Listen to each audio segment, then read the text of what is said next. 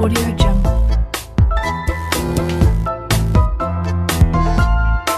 Esto es ACG Podcast, la voz de la Asociación de Consignatarios de Ganado.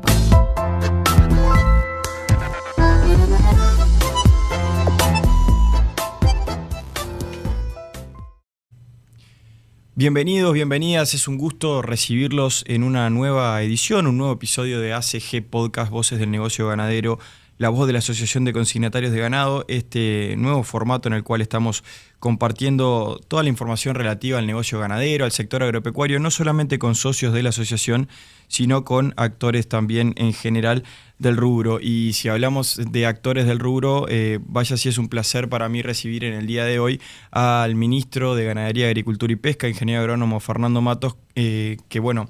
muy amablemente nos visita aquí en el estudio de Sound City Carrasco para tener una charla y conversar acerca de los distintos puntos. Seguramente nos van a quedar varios afuera por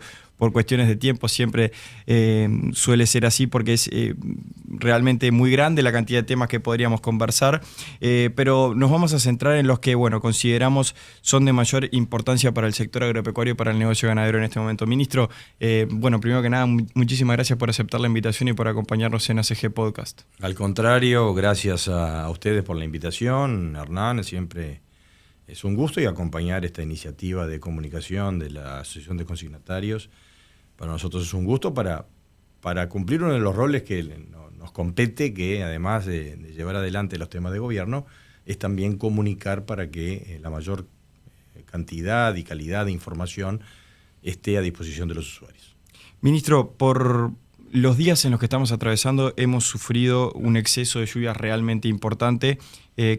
algunos lugares más, algunos lugares menos tuvo sus distintas afectaciones, tanto para la parte agrícola como también para la parte ganadera, sobre todo en lo que refiere a la caminería, por ejemplo, que ha sido un tema que ha estado en agenda también. Me gustaría comenzar preguntándole cómo vienen monitoreando todo este tema en lo que respecta a los impactos productivos que pueda tener, así como también la parte de infraestructura para sacar cargas de los campos, entre ellos, por ejemplo, camiones de ganado.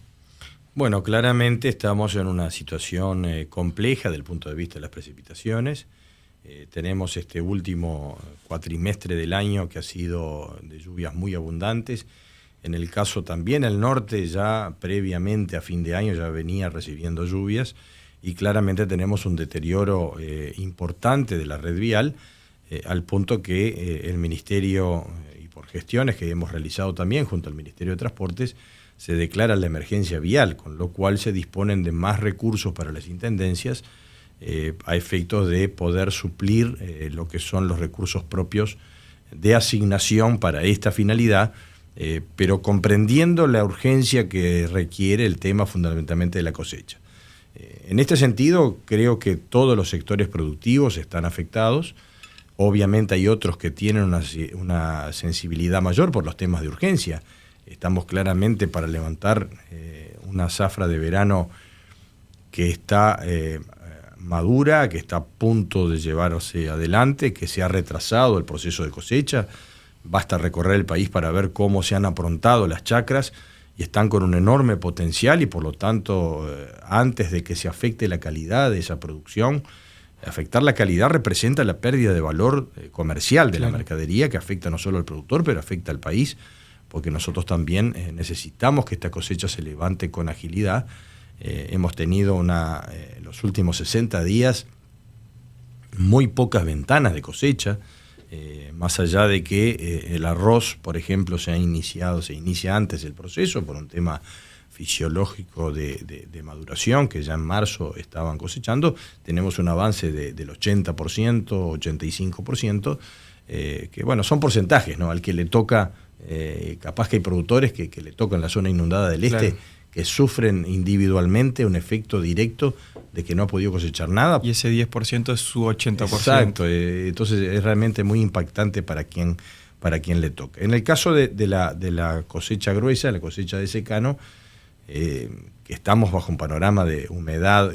importante a nivel de chacra, falta de piso para poder ingresar a las chacras, eventuales daños a la propia chacra, que habrá que reparar y que también el Ministerio de Ganadería, a través de la Dirección de Recursos Naturales, está analizando la situación para no generar ningún tipo de sanción al productor, comprendiendo la situación, pero lo importante aquí es levantar la cosecha. Esta cosecha que estimamos pueda estar entre fundamentalmente lo que es soja, maíz y eventualmente algo de sorgo y algún girasol. Estamos hablando de 5 millones de toneladas, en donde casi en su totalidad va a haber que ir a secado. Eso representa también toda una problemática desde el punto de vista de un tapón logístico que se pueda generar, porque sabemos que la capacidad de cosecha instalada, que por suerte es muy importante en Uruguay, implica que es mayor que la capacidad de salida de los procesos de secado, que llevan su tiempo, el pasaje a los pulmones, a los hilos. Toda esta mecánica puede significar que si tenemos, por suerte, tenemos una ventana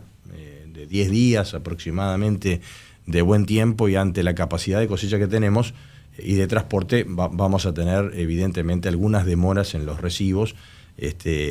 pero lo fundamental aquí es tratar de ganarle al tiempo y que la calidad sea preservada. Y en ese sentido estamos en contacto permanente,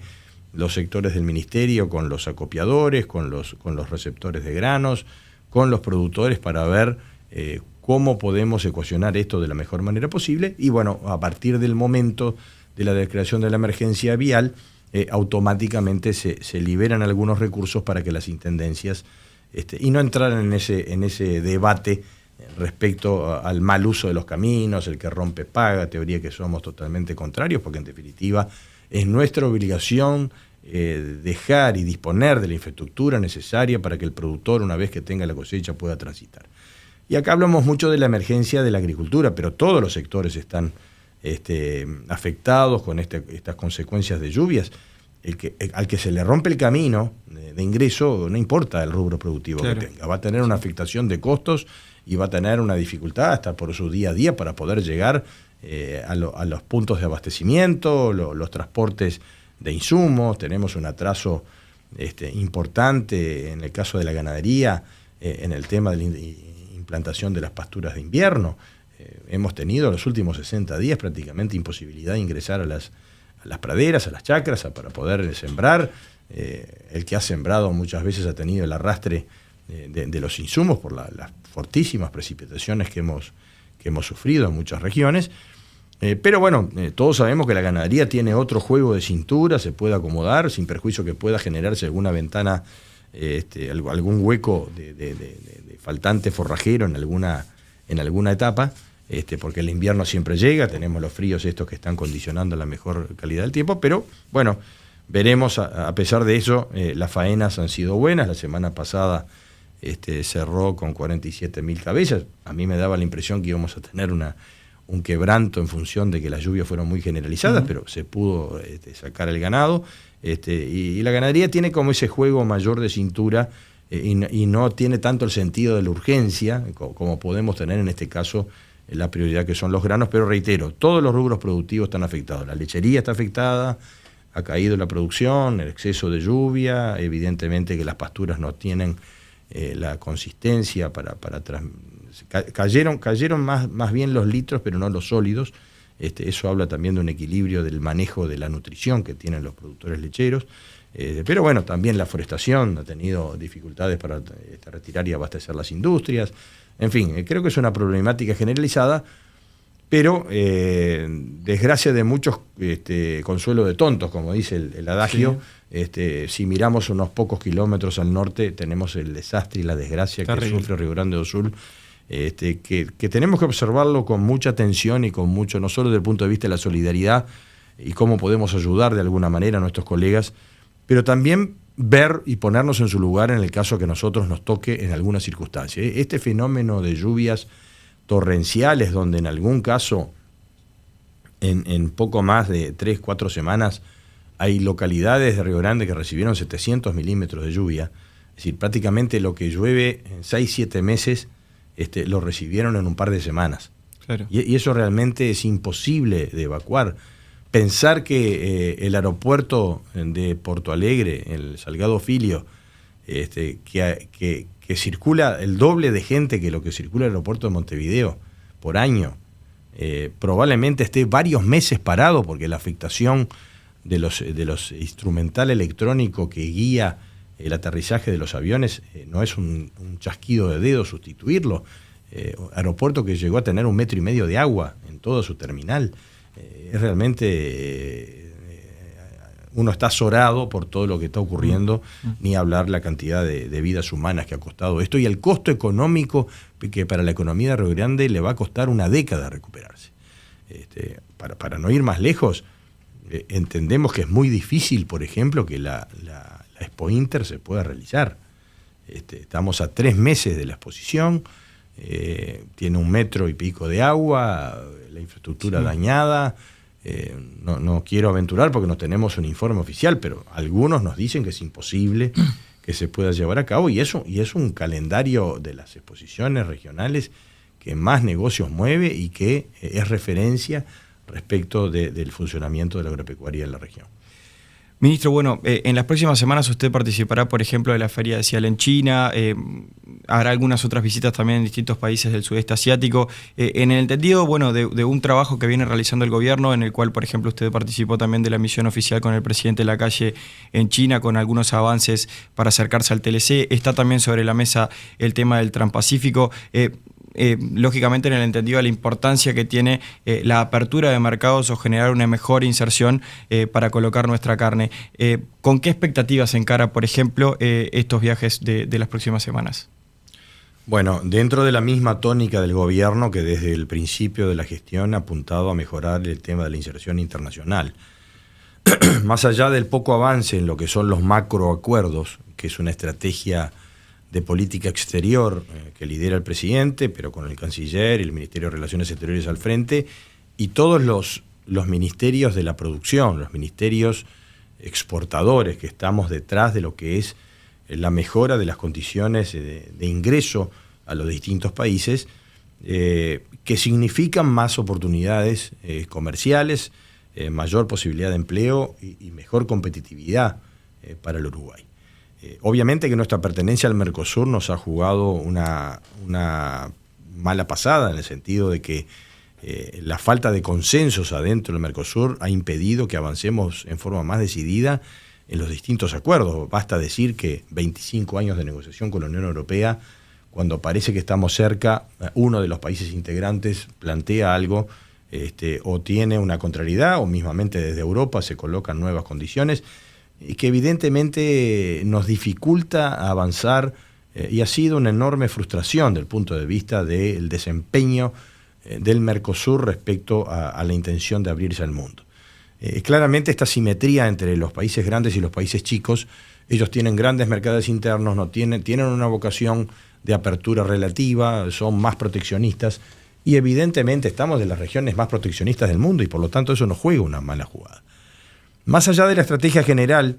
nosotros hacemos lo nuestro, una especie de avance en microacuerdos. Microacuerdos, ¿qué puede decir? La lengua para Japón, los mondongos para China, ampliar, por ejemplo, el acceso de lo que son algunos granos para China también en protocolos como por ejemplo para el sorgo, para la cebada forrajera, que han abierto oportunidades importantes para el sector productivo como opciones comerciales reales. Hoy en día vamos a estar en el CIAL de Shanghái, donde allí vamos a estar presentando el mondongo uruguayo por primera vez. Recordemos que es el tercer país al cual recibe una habilitación y el primer país libre de aftosa con vacunación que es reconocido por la autoridad china y que representará un ingreso adicional que se supone llevará en torno de 40-50 millones de dólares adicionales para el productor o para la cadena productiva. Y eso es muy importante para que nosotros avancemos en microacuerdos mientras estamos y no perdemos de vista la posibilidad de que los macroacuerdos nos permitan un mejor acceso con una menor carga arancelaria como hemos tenido en los últimos años. China hoy representa un menor peso relativo, pero no deja de ser importante. Acá lo fundamental es la ecuación en el desarme del ganado en la planta frigorífica, que tengamos la mayor cantidad de opciones comerciales para colocar todos los cortes y subproductos que genera el desarme de una res. En este sentido, hoy tenemos la combinación Estados Unidos y Europa como la mejor ecuación económica, pero también sigue siendo importante para China, a pesar que hemos bajado la remisión hacia ese mercado, todo lo que tiene que ver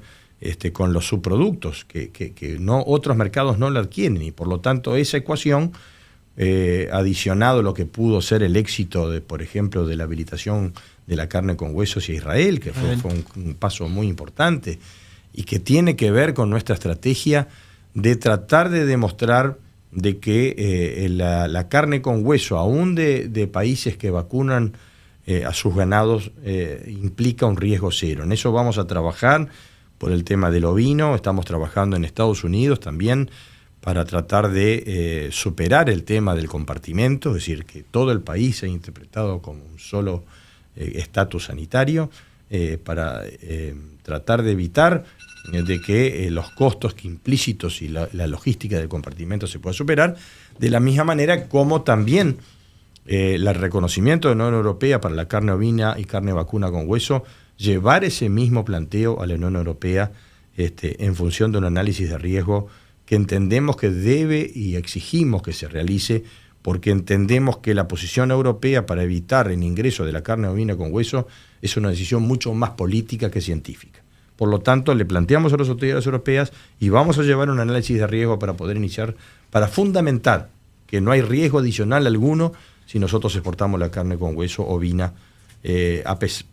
partiendo de la base que es una especie que no se vacuna desde el año 88, es decir, estamos hablando de 36 años que no vacunamos esta especie y que solamente hay una convivencia en el pastoreo, y que pudiera eventualmente ser el compartimento una herramienta adicional que se pudiera llevar adelante. Esto tiene que ver también con la estrategia que nosotros estamos llevando también en lo que es la elección del futuro director general de la Organización Mundial de Salud Animal, al cual vamos a concurrir. Se cumple ahora en mayo, a fin de mes, el 28 de mayo es la elección. Hasta ahora, en los 100 años de creación de la Organización Mundial, ex OIE, siempre ha sido un francés, y nosotros queremos quebrar esa hegemonía europea, tratando de llevar adelante la candidatura del argentino Luis Barcos, médico veterinario muy conocido, ex director de SENASA, docente de la UBA, en fin, muy conocido del Uruguay y de todo el espectro veterinario, que tiene 25 años de experiencia en la OIE y en la OMSA, y que entendemos que puede liderar un proceso de cambio respecto a los reglamentos. La Organización Mundial de Salud Animal es la que dicta los reglamentos y recomienda a los organismos de comercio cuáles son las referencias desde un punto de vista sanitario. Y creo que puede haber un gran cambio con una óptica mucho más sudamericana, donde se origina el mayor volumen de proteína de origen animal del mundo y donde todos los aspectos de enfermedades son aspectos restrictivos al comercio. En esta visita al sudeste asiático, luego de China, estaremos en Indonesia primero y luego en Malasia. Indonesia como posibilidad de apertura de un mercado de 270 millones de habitantes, no solamente para las carnes, pero también para los lácteos, para los citrus, en fin, dar un puntapié. Vamos a firmar un memorándum de entendimiento con nuestro colega, el ministro de Agricultura, y tener entrevistas de alto nivel. Allí nuestra embajadora, Cristina González, está haciendo un trabajo muy fino para poder generar una agenda. Y luego estaremos, todo este viaje es acompañado con el presidente del Instituto Nacional de Carnes, que está apoyando justamente esta iniciativa, y estaremos culminando la gira en Kuala Lumpur, capital de Malasia, donde allí tendremos la entrevista con el primer ministro y autoridades del Ministerio de Agricultura y de la autoridad sanitaria y también de la autoridad religiosa que hace también a la habilitación de la faena con rito halal para el país, culminando o posterior a lo que ha sido 2 semanas de visitas de inspecciones de plantas con 2 grupos de trabajo que estuvieron divididos, atendidos por la Dirección de Industria Animal del Ministerio de Ganadería, donde salimos con muy buena nota respecto a las posibilidades de habilitación de 21 plantas frigoríficas y de depósitos de frío para poder exportar a un mercado muy importante como es Malasia, 34 millones de habitantes, un ingreso per cápita que es superior al uruguayo. Por lo tanto, tenemos ahí un mercado que es casi 10 veces el volumen que puede tener el Uruguay en materia económica, y que evidentemente es parte de los tigres asiáticos y que puede ser un gran referente para las exportaciones, tener una nueva opción en función de la realidad del mercado de China, que hoy está lento, son circunstancias de mercado que son transitorias, ocasionales, pero China está pasando por un momento de baja demanda que volverá en el futuro, pero mientras tanto, tener más opciones en la región no significa a nosotros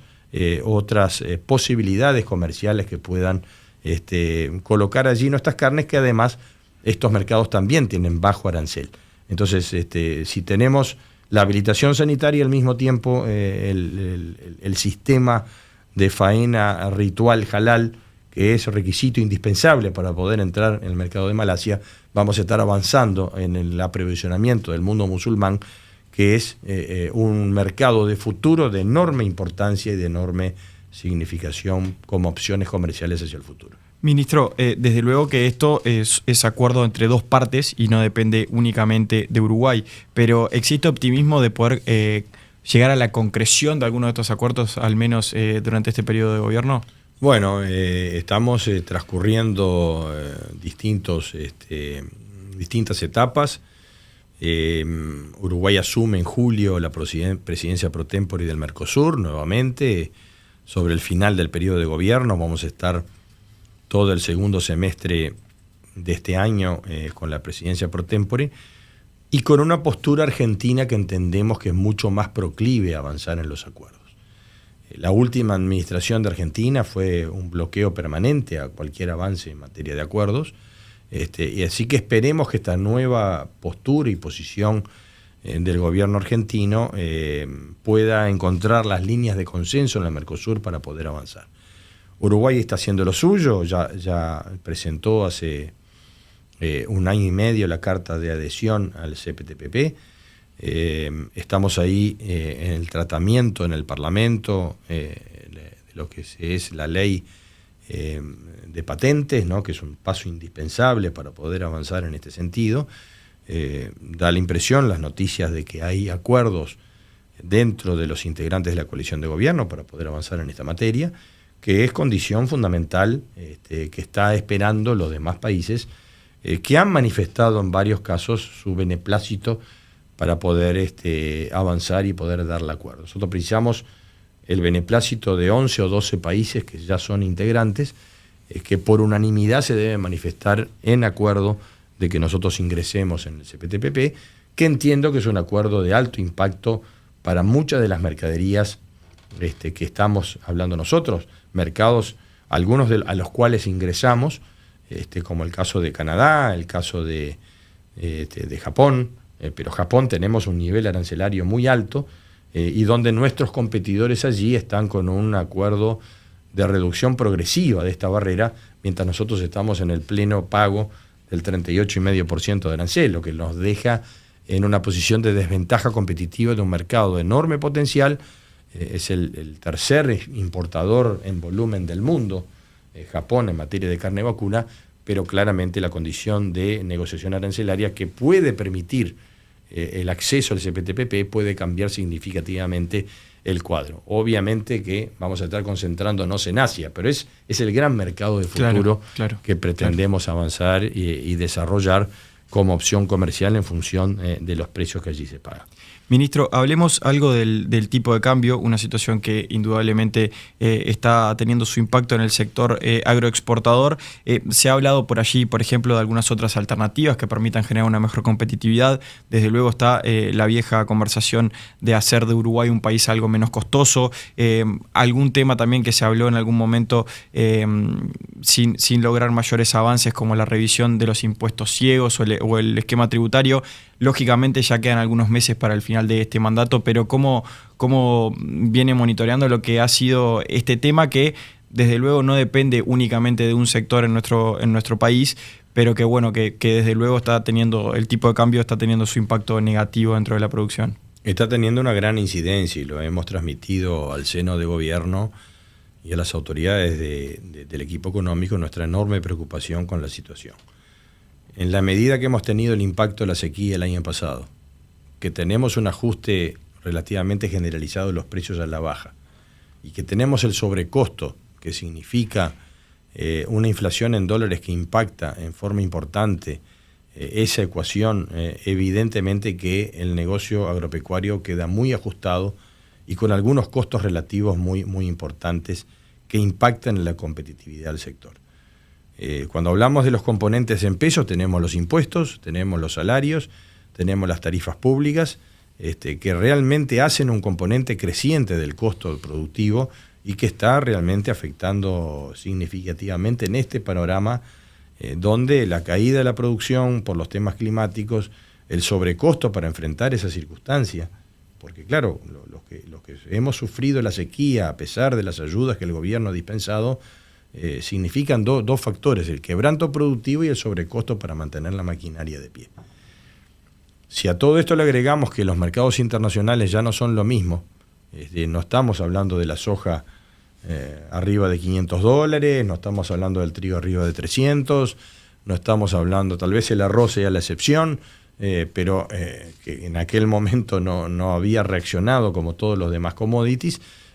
pero tenemos claramente acá una circunstancia donde la carne ya se ajustó en torno de un 20% su valor promedio a nivel internacional, que estamos hablando de que partíamos de niveles de precios que no eran históricamente sostenibles, que estamos hablando de que estamos dentro de niveles referenciales de precio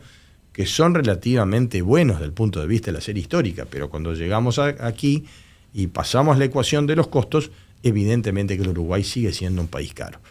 La estrategia del gobierno fue fundamentalmente atender lo que es los picos inflacionarios que se dieron fundamentalmente en el año 22. En aquel momento, con la guerra, la invasión rusa a Ucrania, se generó una circunstancia de elevación de los costos de los productos, de la canasta básica, de los alimentos, de la energía, que fue un cóctel muy importante que llevó en algún momento de este año, si no me equivoco, en el mes de julio, a un pico de inflación anualizada superior al 10%. Eso realmente fue un factor de enorme preocupación porque afecta directamente al ingreso de aquellos que tienen un salario, un ingreso fijo, y que claramente afecta a la mayor parte de la población. Y en ese sentido fue el combate a esa espiral inflacionaria, y en ese sentido el gobierno ha sido exitoso porque se logró bajar esa inflación estructural a una inflación que está dentro del rango meta por primera vez en 17 años o 18 años. Estamos ya completando 12 años consecutivos, cosa que no se había registrado seguramente hace muchas décadas, que por primera vez durante un año entero hemos estado con una inflación contenida dentro del rango meta. Y eso es muy importante por la visión de credibilidad hacia el exterior. Y en función de eso, entendemos que, y hemos planteado nuestra preocupación en el seno de gobierno para que la autoridad monetaria, una vez que ha sido exitosa en ese combate, también flexibilice su política monetaria, que no sea tan contractiva, en el sentido de que eventualmente las tasas de interés de referencia puedan seguir en la trayectoria de reducción a efectos de que los agentes económicos vean un posicionamiento ventajoso más en el dólar que en el peso y no genere una presión vendedora que en un mercado y una plaza tan chica como es la nuestra genera un efecto nocivo fundamentalmente para todos los sectores exportadores. Hemos visto en las últimas semanas distintas decisiones de empresas que han tomado una decisión difícil como es cerrar su actividad. Y yo no digo que tenga que ver en absoluto, en su totalidad, con una circunstancia vinculada estrictamente al dólar, pero claramente la pérdida de competitividad que tenemos por ese lado es un factor de preocupación. Hay un sobrecosto de Uruguay que es difícil de enfrentar y que, bueno, permanentemente desde el sector como parte del gobierno compartimos la preocupación y estamos permanentemente en contacto con las autoridades de gobierno para ver cuáles son las medidas que no son directamente de nuestra competencia, pero sí que nos afectan directamente. Estamos apoyando al gobierno, hay creo que otros factores de la competitividad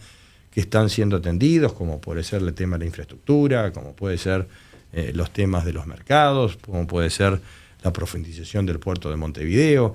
En fin, hay otros campos de lo que es ya la sensibilidad cuando hay un tema climático de estos, de liberar recursos que son escasos para poder atender rápidamente y flexibilizar los temas del transporte, manteniendo los fundamentos de la seguridad vial, pero también dando condiciones que por un sistema de custodia se pueda escoltar a los camiones que no pueden cargar en las chacras, en los caminos públicos o mismamente en las rutas, teniendo los cuidados necesarios. Sí, hay una sensibilidad del aspecto productivo, pero también es cierto que hay un efecto regional que no es solamente aquí, que el dólar está anclado, que no camina. También lo hemos visto en Brasil, que retrocede cuando hay algún empuje, después retrocede, y eso también tiene un efecto grande por el volumen de mercado que significa Brasil y por el intercambio comercial. Hoy Brasil es nuestro mayor socio comercial y evidentemente que el comportamiento de la moneda en Brasil tiene un efecto también sobre Uruguay. Sigue habiendo, obviamente, un efecto del flujo de fondos que viene al Uruguay también como inversión. Eso continúa siendo sostenido. Somos un poco castigados por el éxito, porque el hecho de que Uruguay haya pasado a país de renta media, por un lado, no significa que hemos perdido, por ejemplo, la condición de acceso al Sistema Nacional de Preferencia. Es decir, muchos mercados hemos tenido que pagar más aranceles para acceder porque hemos tenido el éxito de alcanzar la renta media. Y por otro lado, no tenemos tantas las ayudas de los organismos internacionales que interpretan que la condición de haber alcanzado el país ese tema implica menores ayudas en materia de cooperación. Y por otro lado tenemos que la mejora del grado inversor, que es una buena noticia para Uruguay, porque representa en función del desempeño de la economía, el cual apoyamos plenamente al equipo económico en ese sentido, y ha sido absolutamente exitoso. Que mejore el grado inversor significa que tenemos que pagar menos intereses y menor servicio de la deuda pública. Y eso también tiene como correlato el mayor flujo de inversiones que busca en un mundo incierto, en un mundo que está con guerras, en un mundo que está con problemas climáticos, busca los refugios necesarios en países serios y en países que tienen credibilidad, y uno de ellos destinatario de estas inversiones son el Uruguay. Y no son inversiones golondrinas, no son inversiones ocasionales, son inversiones importantes, como hemos visto en infraestructura, en inversión en tierras, inversión en fondos de inversión forestales, por ejemplo, o hemos visto también en infraestructura, digamos lo que es inversión en infraestructura industrial, en capacidad instalada industrial, como es el caso del gran impacto que ha tenido UPM en plena capacidad. Entonces yo creo que tenemos una economía en marcha, en crecimiento, que tiene sus desajustes, que estamos caros y eso es un motivo de preocupación, pero no es fácil equilibrar, un poco castigados por los éxitos alcanzados, y tenemos ese efecto de encarecimiento interno que no es en un chasquido de dedos que se puede resolver. Así que estamos preocupados con eso y viendo cuáles son los instrumentos de política que podemos llevar adelante. Ministro, frente a esta situación, ¿imagina un fortalecimiento en los próximos meses o más bien el trabajo y el foco tiene que estar en pensar en una estabilidad del tipo de cambio e intentar bajar los costos por otro lado? Bueno, yo creo que tenemos que ir por el lado de la mejora de la inserción internacional, abrir más mercados, mejorar las condiciones de acceso. Es decir, acá la lucha de los aranceles es una lucha difícil para el Uruguay porque precisamos, si no tenemos el Mercosur para negociar en forma conjunta, individualmente tenemos el efecto del poder de veto. Y es por eso que tenemos la expectativa aún en este periodo, con la presidencia pro tempore y con la nueva postura de Argentina de poder avanzar en este sentido. Bien. Así que por nuestro lado lo que podemos hacer es lo que vamos a hacer. Es visitar, golpear la puerta de los mercados, conseguir más oportunidades. Vamos a cerrar este periodo de gobierno en el caso del agropecuario con más de 100 mercados abiertos. ¿Qué son 100 mercados? Puede ser 10 mercados o 15 mercados dentro de China. No son mercados países, son mercados mercaderías que tienen una mejor condición de acceso o una aprobación cuando antes no lo había. Y eso significa más oportunidades comerciales de colocación. Y eso es el gran trabajo que venimos haciendo y que vamos a seguir hasta el último tiempo, para poder lograr un abanico de oportunidades comerciales mucho mejor para el Uruguay de lo que teníamos al principio del periodo de gobierno. Ministro, hablando de las inversiones y ya acercándonos al final porque sabemos que tiene algunos otros compromisos que cumplir, bueno, se espera que en estos días, por ejemplo, en los próximos días, próximas semanas, esté disponible el informe de la Comisión de Defensa de la Competencia acerca de la posible compra de activos de Minerva a Marfrig. Por un lado se ha conversado de las consecuencias que puede tener esto dentro del mercado y por otro lado también se ha establecido las posibles consecuencias en caso de decir que no a un negocio de estas características de la inversión. El tema está sobre la mesa, usted en alguna opinión también, en algún momento también ha brindado su opinión. ¿Cómo viene siguiendo el tema ya, bueno, quizás a días de poder tener una resolución de la Comisión? Con atención y con expectativa, sin ejercer ningún tipo de presión ni comentario al respecto, para dar total independencia y transparencia, porque esto tiene que pasar, ¿verdad? Los plazos están establecidos por ley. Es una operación importante que tiene efecto sobre un mercado relevante y en ese sentido hemos aportado toda la información desde el lado del Ministerio, desde el lado de INAC, a efectos de que la información técnica esté disponible en forma totalmente independiente de la Comisión de Promoción y Defensa de la Competencia. Un organismo descentralizado, el Ministerio de Economía, que hará su informe con total libertad, habiendo abierto la consulta a todo aquel que entendieran ellos que fuera necesario, o todo aquel que hubiera consultado poder visitarlos, cosa de hacer un sistema transparente. Nosotros salimos al mundo a pedir que vengan las inversiones y no podemos cobrar al grito en función de lo que es de una o que es de otra. Claramente hay una inquietud en el mercado respecto a los efectos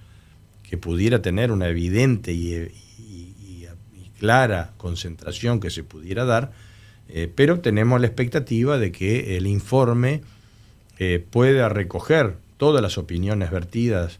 de la inquietud de los mercados, interpretando que el Uruguay deba tener las reglas de la confianza y de la transparencia respecto al comportamiento de los inversores. Luego de este informe se tomarán las decisiones desde el punto de vista de la decisión política y bueno, las tres opciones creo que están arriba de la mesa, o es la aprobación total, el rechazo total o una aprobación condicionada, pero que tenemos que esperar que este dictamen, que ya que esperamos tanto tiempo,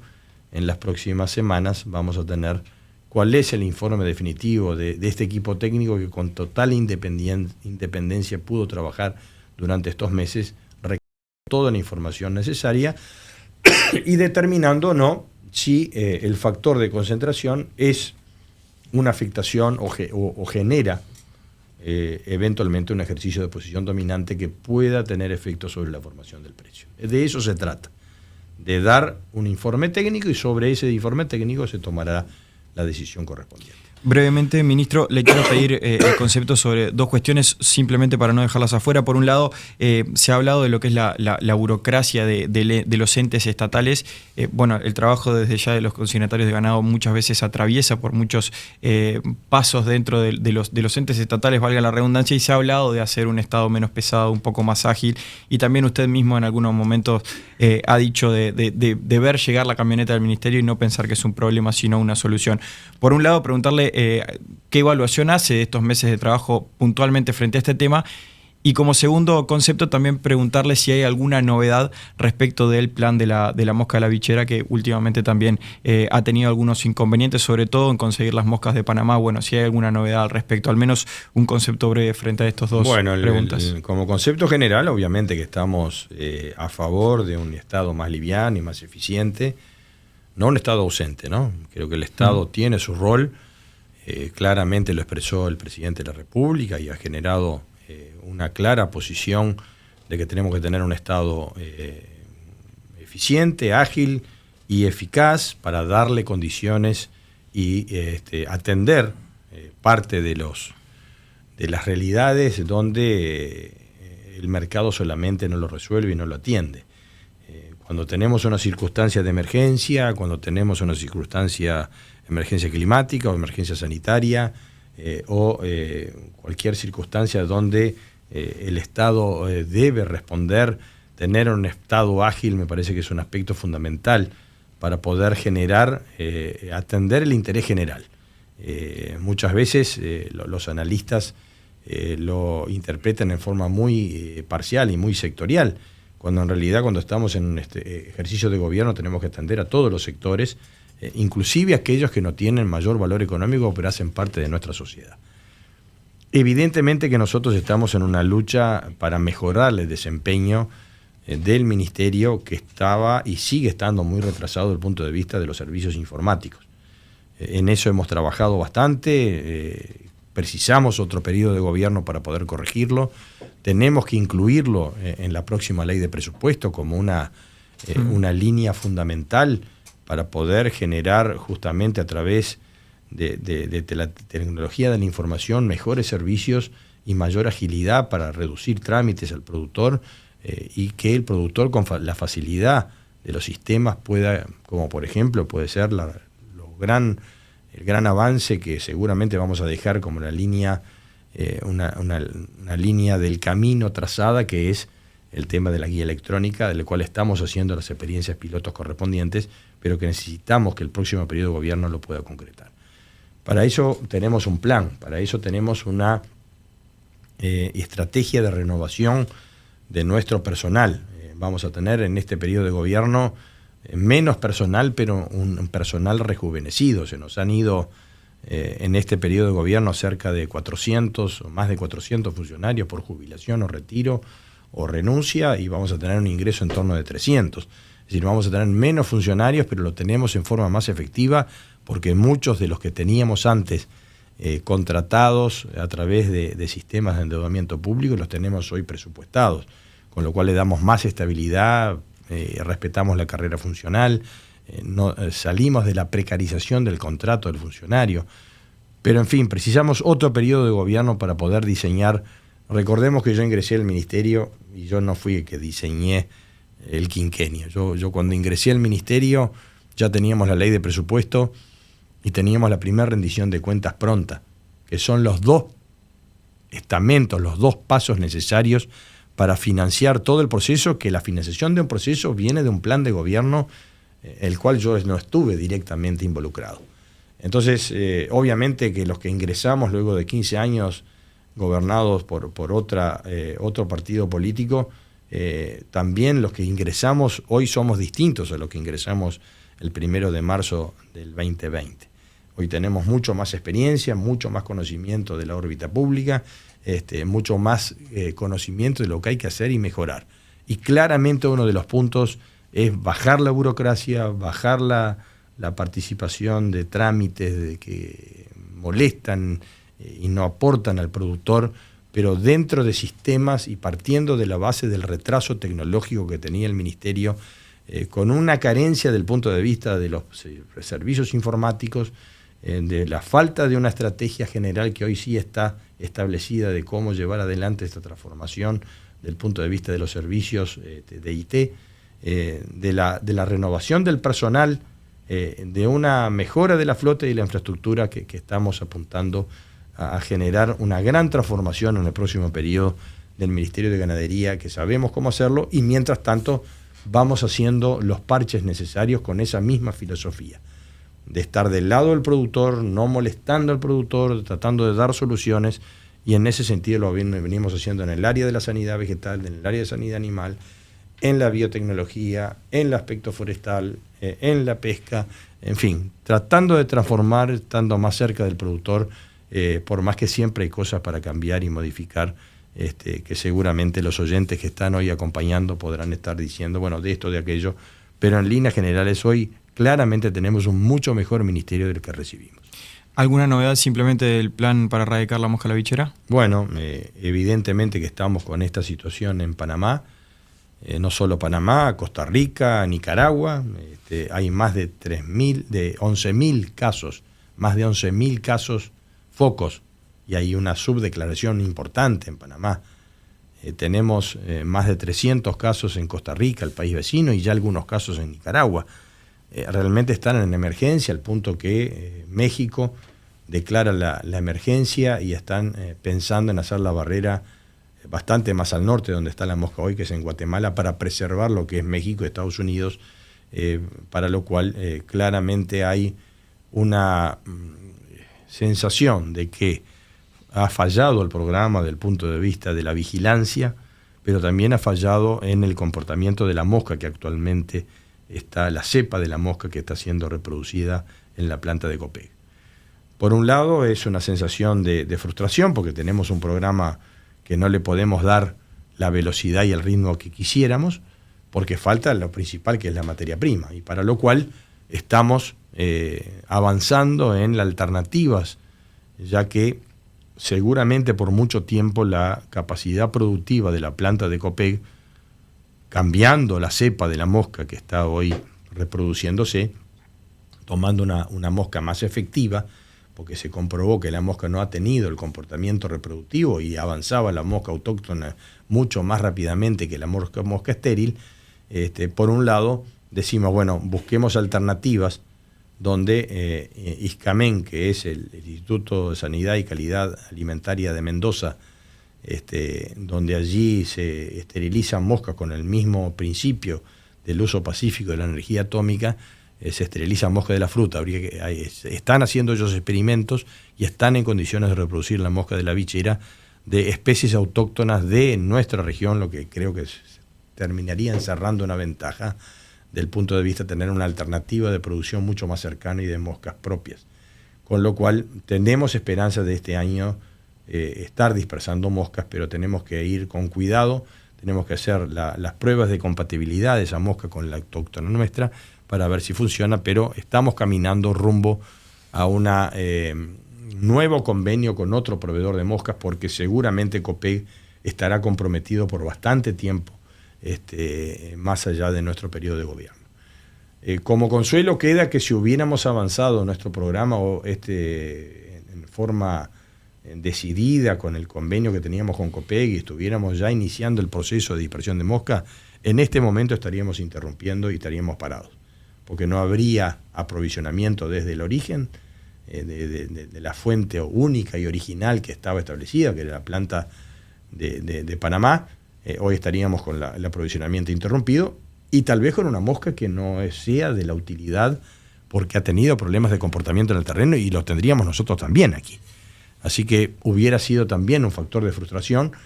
Lo que hicimos nosotros con todo el recaudo fue preservar los recursos que surgen del Fondo de Enfermedades Prevalentes, que es dinero de los productores, y que por lo tanto también el Estado, en su rol de preservación de la mejor opción, estamos trabajando para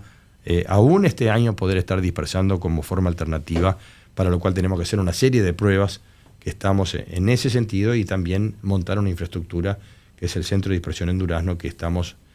prácticamente decididos a llevarlo adelante. Ministro de Ganadería, Agricultura y Pesca, ingeniero agrónomo Fernando Matos, desde ya agradecerle, ministro, por su amabilidad de visitar los micrófonos de ACG Podcast, y bueno, queda hecha la invitación también para en los próximos meses, quizá antes de culminar el mandato, hacer una puesta a punto y conversar de todos estos temas que tanto nos importan y tanto nos apasionan. Muchas gracias, ministro. Gracias a ustedes por la invitación, con mucho gusto volveremos cuando nos convoquen. Audio Jungle.